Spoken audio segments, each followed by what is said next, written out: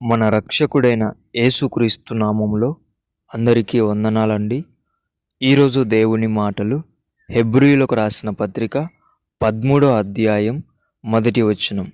సహోదర ప్రేమ నిలవరముగా ఉండనీయుడి, ఆదిత్యము చేయ మరవకుడి, దాని వలన కొందరు ఎరుగకయే దేవదూతలకు ఆదిత్యము చేసిరి. ప్రియమైన దేవుని బిడ్డలారా, నీ రక్త సంబంధం, నీ స్నేహ సంబంధం, నీ ఆత్మీయ బంధం చిరకాలం నిలిచిపోవాలంటే నీవు సహోదర ప్రేమను మరవకూడదు. సహోదర ప్రేమలో ఎప్పుడు తక్కువగా ఉండకూడదు. ఎప్పుడు ప్రేమ చూపించడంలో ఒక మెట్టు వారికంటే నీవు అధికంలోనే ఉండాలి.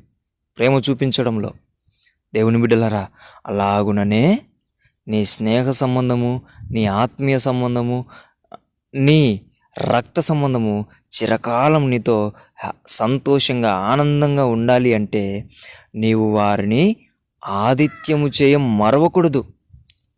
పండగలకొక్కటే కాదండి, ఖాళీ సమయాలలో చూసుకున్నప్పుడు నీ బంధువులను జ్ఞాపకం చేసుకో, స్నేహితులను జ్ఞాపకం చేసుకో, ఆత్మీయులను జ్ఞాపకం చేసుకో. ఒకసారి మా ఇంటికి రండి, ప్రేమగా ఆహ్వానించి వారికి దేవుని ప్రేమతో వారికి ఆతిథ్యము చేయి. అప్పుడు నీ స్నేహ సంబంధం, రక్త సంబంధం, ఆత్మీయ బంధం చిరకాలం నిలిచిపోతుంది.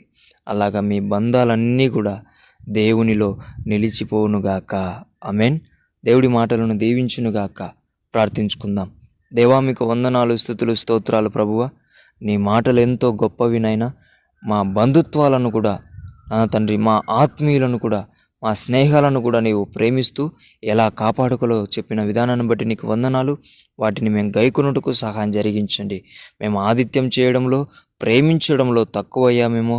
ఇక నుంచి అలా ఉండకోకుండా ప్రేమించే బిడ్డలుగా, ఆతిథ్యం చేసే బిడ్డలుగా ఉండులాగున సహాయం జరిగించమని యేసు నామమున ప్రార్థిస్తున్నాం తండ్రి.